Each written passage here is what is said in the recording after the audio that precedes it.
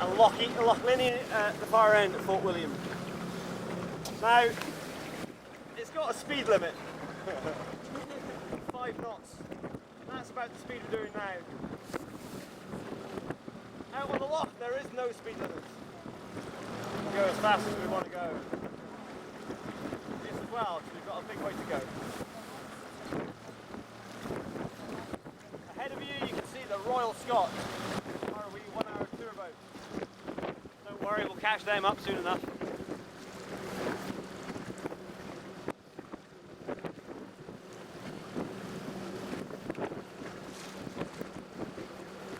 All sorts of boats come through the Great Glen. Most of the yachts you see are private vessels that are using the Great Glen to come through either for a wee holiday, or they'll be heading off to the west for a sail over there, or maybe even further afield up to America.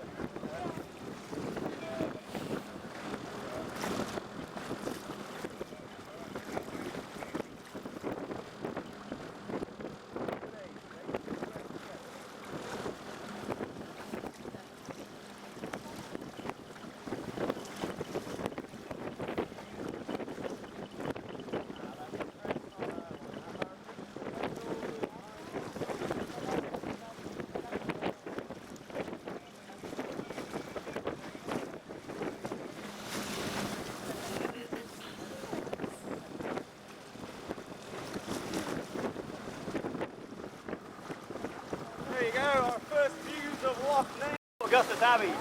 We've got 20 miles to go to Fort Augustus, to Urquhart Castle, yeah.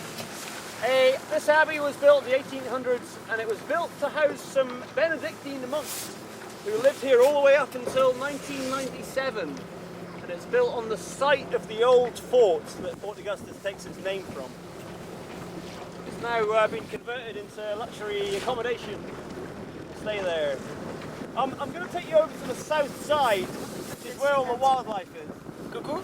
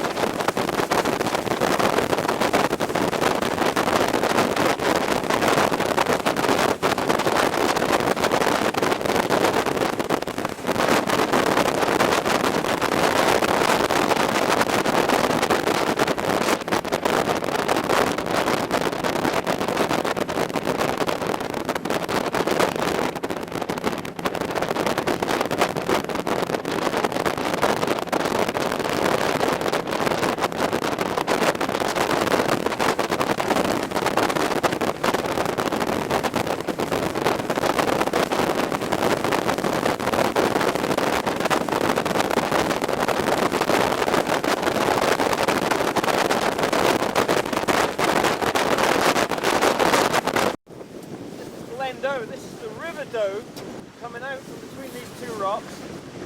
If I edge on into the uber shallow water up ahead, if you look between those two rocks, you'll get to see a waterfall. Hey, everybody likes a waterfall. And look at the colour of it. It's like a river of beer. It's a dream of mine, river of beer.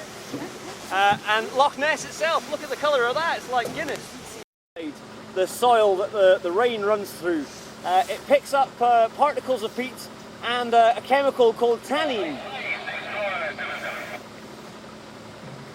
It's the other boat. Took the base. Yeah, and it makes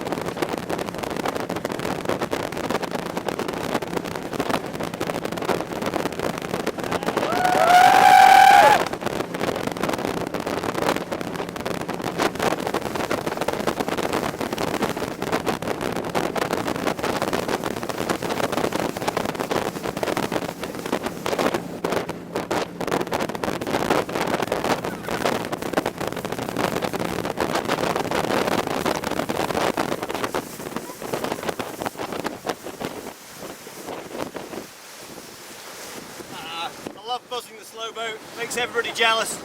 They all know that they got on the wrong boat now. We'll do it again, we'll let them go past. So this big rock formation here, look at it, weird big horseshoe shape. Funnily enough, it's called Horseshoe Crag. A local legend has it, get this. This is where Nessie tried to escape. Yes, Nessie wanted to go on her holidays. And you can see where she tried to scrabble her way up the bank. Then she got up as far as the cliff on top of the hill and she couldn't get any angle. In fact, if anything, it gets steeper. There's a cliff face.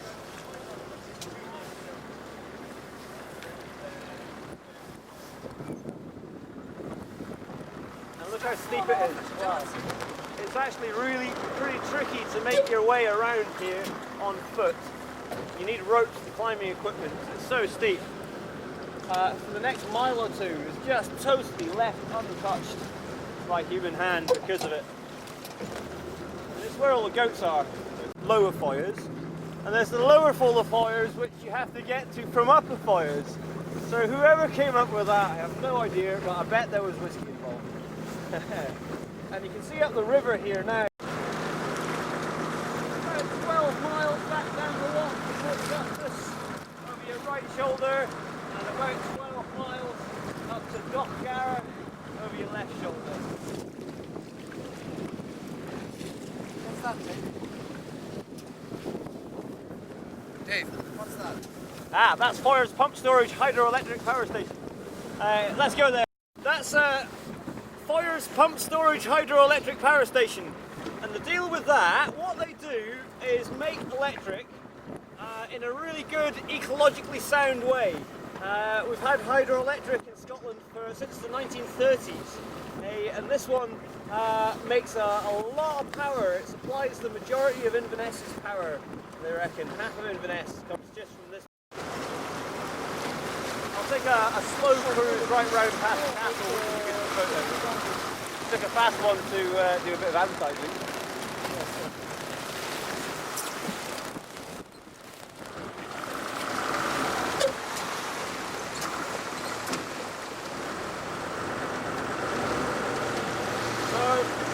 Originally 12th century, but since then the castle has kind of been built and rebuilt and extended. It's burnt down, been knocked down, it's been blown up, it's been removed and shifted over. So you have the Battle of Culloden.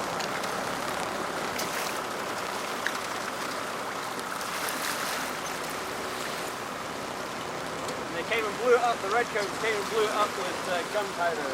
The last of the gunpowder from the Battle of Culloden was used to smash the place to smithereens.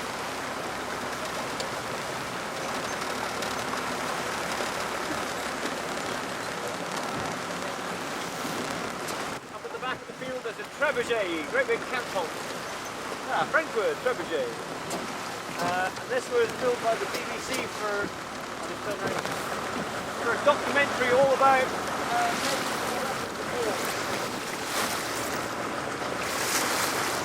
they built this from a design they took from an ancient tapestry. Ancient tapestry was the only evidence they had that these things existed. And so they built this thing, they brought it down to the water's edge, and they loaded it up with a big rock. Now, quite a few tries, no one ever succeeded. Quite a long way out, you've got to jump to clear these rocks. And underneath the water, there's more rocks. And what's more, when they built the Calais Canal 200 years ago, they raised the level of Loch Ness by 10 feet. So actually the castle would have been 10 feet further out of the water than it is now.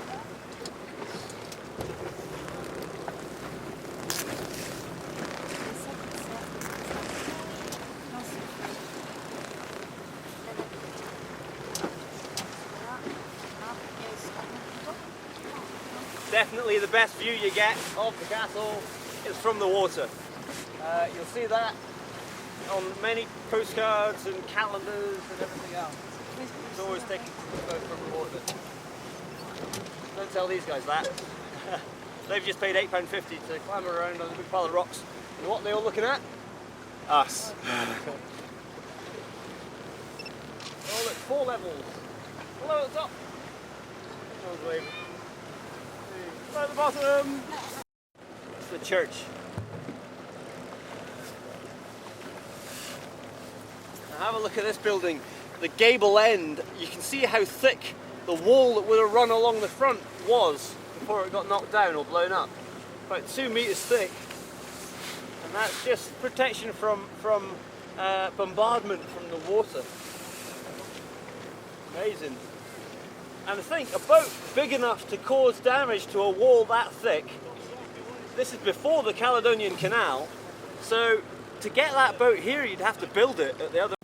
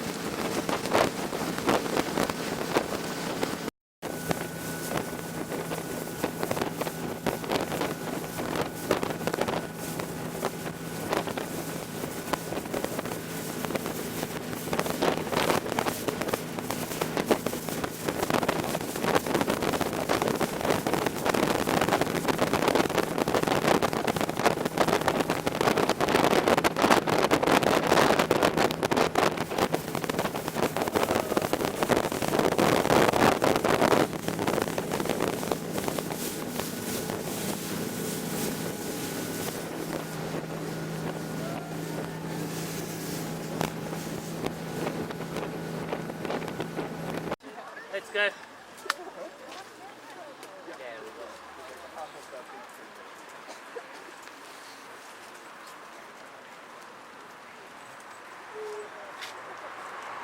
Hello, please.